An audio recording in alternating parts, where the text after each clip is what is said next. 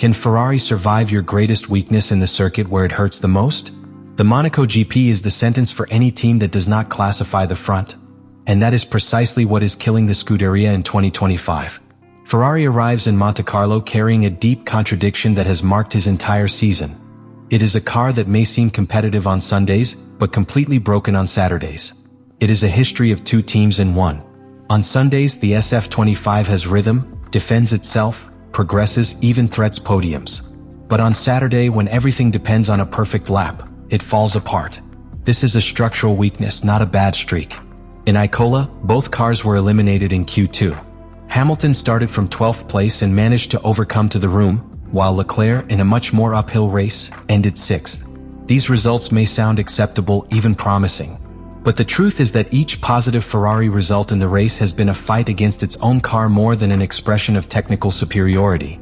And it is that the root of the problem is not in a strategic decision, even in the performance of the pilots. It is SF25 himself who does not allow to attack on Saturdays.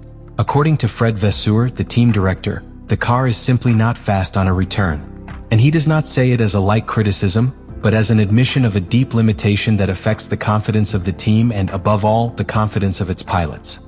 The key is in the way in which the SF25 distributes its aerodynamic load. In low fuel loading conditions and soft tires, the typical classification scenario, the car balance changes radically. The rear train loses support, and with it, the pilots lose confidence. This forces Ferrari to make a radical decision: literally lift the car. They increase the height to the ground to protect the flat background of the car, but in return they lose up to 20 aerodynamic load points. This is not a simple loss of tenths, it is a mutilation of the car classification potential. And in a circuit like Monaco, where the order of departure practically defines the final result, that decision is equivalent to starting the weekend with a slab on top. At a technical level, what happens is that the rear suspension cannot maintain stability when aggressiveness is required. The pilots cannot push. They cannot trust the car in the braking, they cannot attack curve exits with forcefulness. In practical terms, this means that while other teams are refining the car to scratch thousandths, Ferrari is fighting for not losing half a second in a structural way.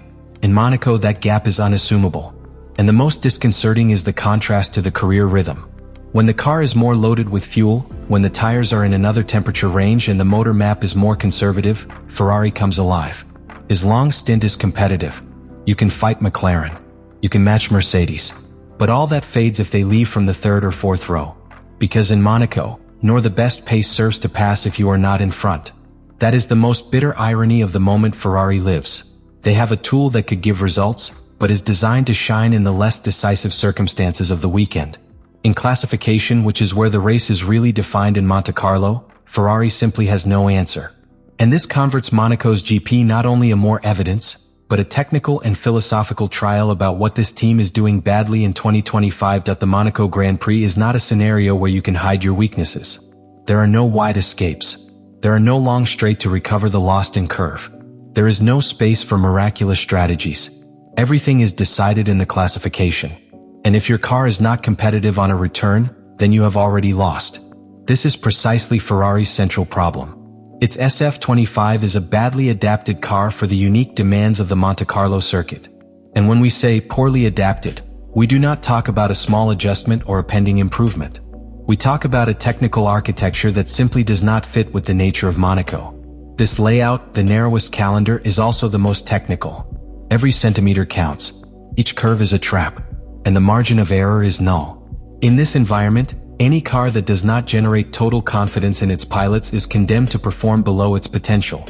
In the case of Ferrari, the SF25 has shown an erratic rear behavior and an extreme sensitivity to the aerodynamic setup. When the time comes to run with little fuel load and soft gums, the car loses support, it is unbalanced, and leaves pilots without tools to attack the limit. This technical situation is not only a performance problem. It is a psychological problem. Charles Leclerc and Lewis Hamilton cannot exploit their abilities if they know that the car will react unpredictably just when more precision is needed. In Monaco, that translates into tenths that disappear, in confidence that is lost, in errors that are not forgiven. Because here, any classification error condemns you to a career where you cannot overcome. It is simple. If you are not in the first two rows, your victory options evaporate even before the traffic light goes out.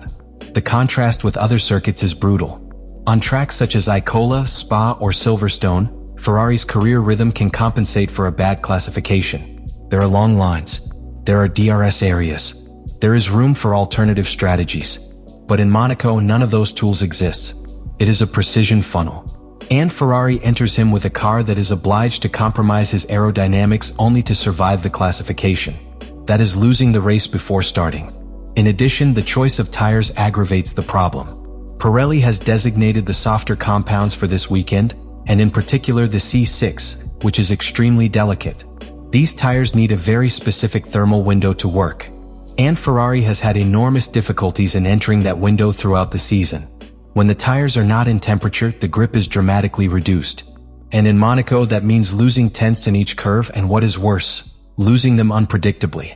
Ferrari arrives in Monaco with a car that has not been designed for this type of challenge. And that is the toughest consequence. It is not a matter of strategy or individual errors. It is the finding that, in 2025, Ferrari has created a car that cannot respond when he needs it. A car that not only does not adapt to Monaco, but also amplifies each weakness in the most implacable place in the calendar.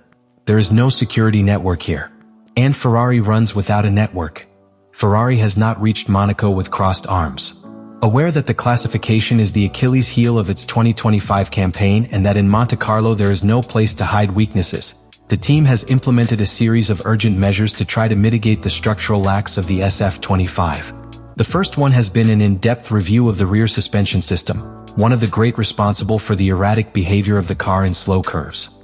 This new package seeks to generate greater stability without compromising so severe the height of the car, an adjustment that, although it does not solve the entire problem, could reduce the deficit in the passage through slow curve. In addition to suspension work, Ferrari has modified the delivery of power in its motor maps, with the aim of making traction more progressive at the curve output. This measure is especially critical in Monaco, where tires must be treated with extreme delicacy to avoid overheating on a track that barely allows respite between curves. A too aggressive torque delivery generates tensile losses, survival, and, ultimately, loss of time that in classification becomes lost positions. With a more softened map, they hope to facilitate both Leclerc and Hamilton in the final stretch of each return, where historically they have lost more time. Another key point in preparation has been intensive simulation.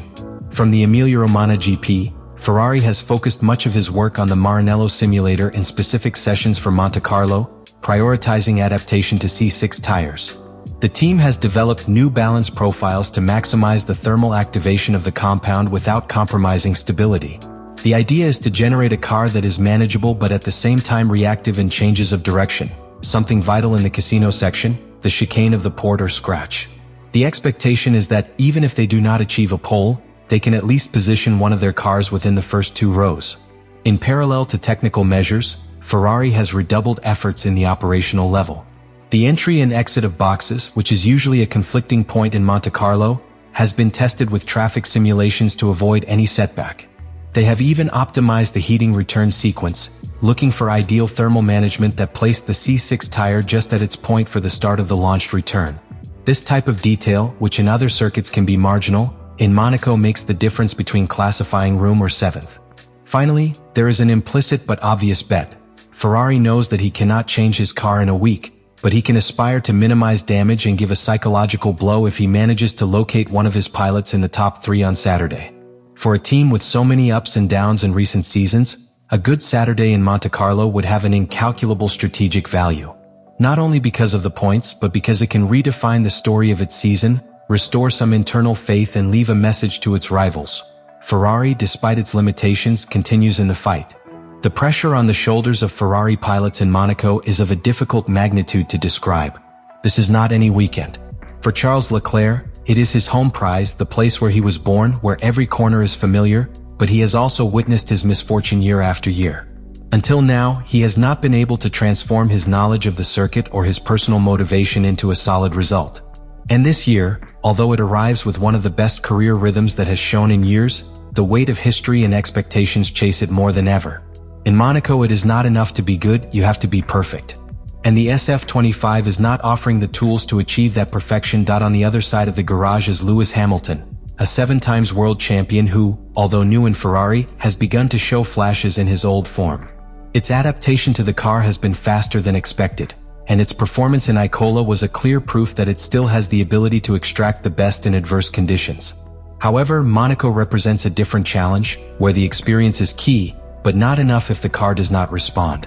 Hamilton, in his second year without victories, needs a weekend to claim it. And Ferrari needs it even more. The British figure represents a technical and mental hope for the team, and a good result here could be the first great moment of its stage in Maranello. But the context does not favor them. Both pilots are obliged to run to the limit without margin of error, while the car is still far from being predictable in their behavior. In each sector, in each curve, they will have to talently compensate what the car cannot offer them. Trust, in this type of circuit, is as important as power. And it is precisely what is at stake: the ability to believe that they can mark a turn that placed them where they need to be. If Leclerc fails to find an ideal balance on Saturday, or if Hamilton cannot adapt to the controlled aggressiveness that Monaco demands, any career strategy will be irrelevant. The Monaco Grand Prix represents much more than a simple race for Ferrari. It is the culmination of a series of problems that have been present since the beginning of the season, but that are shown here without filters or excuses. It is not just a bad balance or a lack of aerodynamic load. It is a car that has not been conceived to dominate in the most extreme conditions of precision and control. And Monaco, with his millimeter layout and his brutal technical demand, is the place where these deficiencies become sentences. The Maranello team has tried to react.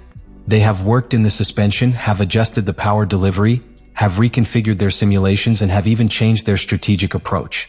All with the intention of not repeating the mistakes of the past.